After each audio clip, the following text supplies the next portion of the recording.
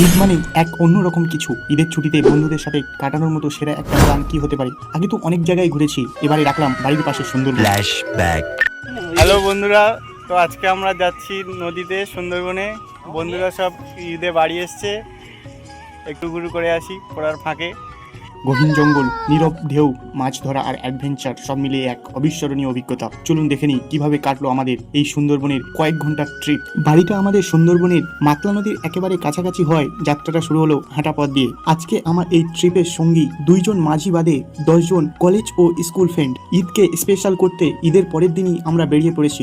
আমাদের প্রধান উদ্দেশ্য নদী থেকে মাছ ধরে তা নদীতে ফ্রাই করে খাওয়া। সেই মতো সমস্ত কিছু প্ল্যান করে বাড়ি থেকে বেরিয়ে পড়লাম বন্ধুরা সকলে মিলে। যেহেতু আমাদের যাত্রাপথ খুবই সীমিত, সেহেতু নৌকাটাও ছোট ডিঙ্গি নৌকা বলতে পারো। বন্ধুরা এখানে সমস্ত মালপত্র গুছিয়ে নিয়ে বোটে ওঠার চেষ্টা করছে। বোটে উঠেই তুমুল ঝামেলা, বোটটা স্টার্ট করবে কে? তবে শেষমেশ এই বন্ধু না পারলেও এই বন্ধু পেরেছে। এর মুখের হাসিটা দেখো একবার। এরপর আমাদের যাত্রা শুরু হলো। প্রথমেই আমাদের একটা জায়গা খুঁজতে হবে যেখানে আমরা মাছ ধরার জন্য জালটা ফেলতে পারবো। সেই মতো আমি মাঝিকে নির্দেশ দিলাম, মাঝিও চলতে থাকলো। একটা নির্দিষ্ট জায়গায় গিয়ে আমরা অবশেষে জাল ফেললাম। A few moments later. বেশ কিছুক্ষণ পরে এবার আমাদের জাল তোলার সময় হয়েছে। মাঝিও বলছে হ্যাঁ মাছ পড়বে, তবে খুব বেশি নয়। যেহেতু আমরা বেশি সময় দিতে পারিনি, জালটা যতক্ষণ নদীতে থাকার কথা ঠিক ততক্ষণ ছিল না। আর তার প্রধান কারণ, পাশে আরো বিভিন্ন ধরনের জাল পাতার জন্য নদীর মাঝে জেলেরা বিভিন্ন ব্যবস্থা করে রাখে, আর তাতে জড়িয়ে গেলে মহান সমস্যা। আর যে ভয়টা আমরা করছিলাম সেই ভয়টাই আমাদের কাঁটা হয়ে দাঁড়ালো। যে ভয় আমরা দ্রুত জাল তুলছিলাম, বেশ কিছু আমাদের অন্তত খাওয়ার মাছ হয়ে গেলেও জালটা জড়িয়ে যায় গভীর সমুদ্রের জাগিতে। তবে 2 জন আমাদের সাথে সমবয়সী হলেও এবং বয়স অল্প আপনাদের মনে হলেও এরা ছিল খুবই দক্ষ।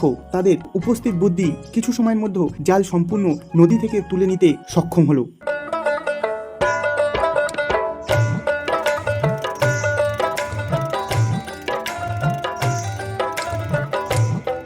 এরপর আর কি, আমরা জাল তুলে নিয়ে প্রায় 1 থেকে 2 ঘন্টা নৌকা চালিয়ে পৌঁছে গেলাম সুন্দরবনের এক প্রত্যন্ত দ্বীপে, যেখানে আজকের আয়োজন হবে আমাদের নদী থেকে ধরে আনা মাছ আর বাড়ি থেকে আনা কিছু সরঞ্জাম, যা দিয়ে জমে উঠবে আমাদের আজকের পিকনিক।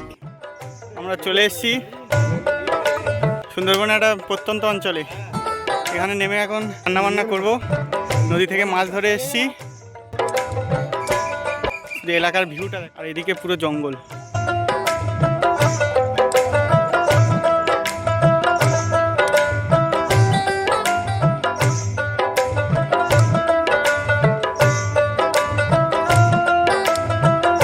আজকের দিনে গরমটাও পড়েছিল সেই লেভেলের, তাই আমরা বেশিক্ষণ বোটের উপরে থাকতে পারিনি। মাছ ধরে এনেছিলাম, সেই মাছ এখন কাটা চলছে।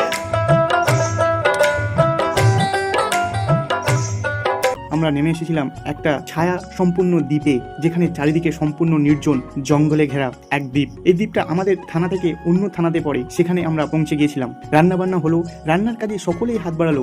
শেষমেশ আমরা সেখান থেকে খাওয়া দাওয়া করে বিদায় নিচ্ছি। শেষে আমরা একটা বিশেষ জলবেষ্টিত দ্বীপের মধ্যে যাব, যা খরস্রোতা মাতলার বুক চিরে গড়ে উঠেছে আমাদের দক্ষ মাঝি।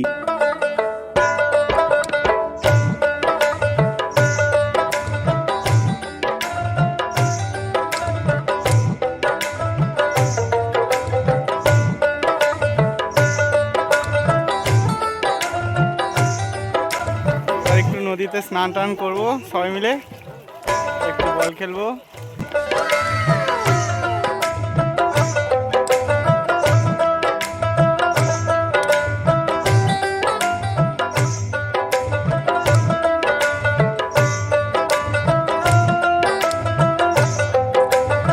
সেখানে নিয়ে গেল আমাদের শেষমেশ। যেতে যেতে আমরা লক্ষ্য করছিলাম নদীর পাড়ে বসে বেশ কিছু ভাইরা বড়শি দিয়ে মাছ ধরার চেষ্টা করছে। দেখছিলাম এক কাকা জীবিকা অর্জনের তাগিদে নদীতে মাছ ধরছে। এরপর আমরা সেই দ্বীপে পৌঁছে বেশ কিছু ছবি আর স্মৃতির পাতায় আরও একটা নতুন পাতা যুক্ত করে নানা হইহুল্লোড়ের মধ্যে কাটিয়ে বন্ধুদের মাঝে ঠিক করলাম আমরা এই খরস্রোতা মাতলা সাঁতরে পার হব। সেই মতো সব বন্ধু রাজি হলো না। আমরা প্রায় 5 থেকে 6 জন রাজি হয়েছিলাম, আর 4 জন বোটের উপরেই ছিল। আমরা ধীরে ধীরে নদীটা পার করতে লাগলাম। অবশ্য নদীর মাঝে যে দ্বীপটা উঠেছিল, সেই দ্বীপ থেকে আমরা আমাদের গন্তব্যস্থলের দ্বীপের দিকে রওনা দিচ্ছিলাম। এখানে আমি বারবার দ্বীপ বলছি, কারণ সুন্দরবন সম্পূর্ণ দ্বীপে ঘেরা, সমস্ত জায়গা নদী বেষ্টিত। আপনি এখান থেকে ওখানে যাবেন, আপনাকে নৌকা পারাপার করতে হবে, আর সেই নদী আমরা সাঁতরে পারাবো। আনন্দ ভয় বুকে চেপে সাঁতার শুরু করলাম। বেশ কিছুক্ষণ আসার পরে কয়েকজন বন্ধু আর পারলো না। আমরাও বেশ কিছুক্ষণ গেলাম, আমরাও হাঁপিয়ে গেলাম। অবশেষে 2 জন বন্ধু প্রায় অনেকটা কাছাকাছি চলে এসেছিল, তবে তারাও আর